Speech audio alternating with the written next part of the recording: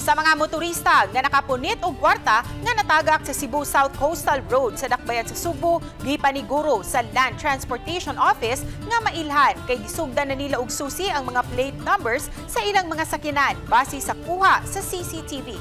Atong sayran pinaagi ni ining report.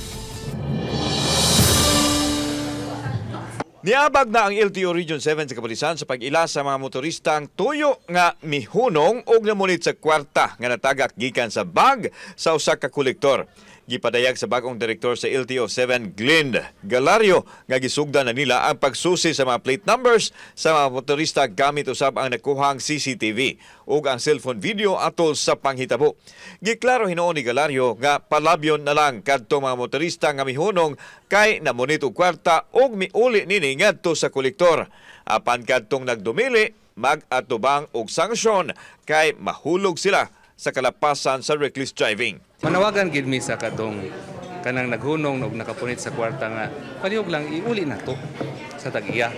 Kay kung di na ninyo iuli, atong mahibawan nga naghunong mo ag iuli, well nagid may violation, no?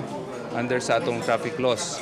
Samtang ipadayag sa direktor sa Cebu City Police Office Ireneo Dalugdog nga kung dili madala sa hangyo ang mga nakapunit sa kwarta, gamito na nila ang balaod sa paggukod nila. Nasairan nga mokapin pa sa 1 milyon ka pesos ang wa pa mahiuli human gipamunit sa mga tao.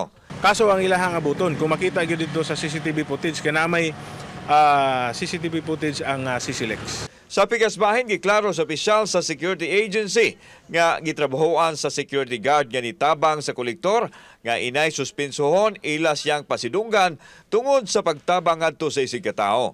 Kinihuman nakita ang bayanihong lakang ni security guard Dean Queno kinsa mao'y mibantay ug mibadlong sa mga tao aron dili mahurot sa pagkuha ang kwarta nga nagpasad sa karsada. Kauban si Clover Lumayag, ako si Alan Domingo. Balitag Bisdak.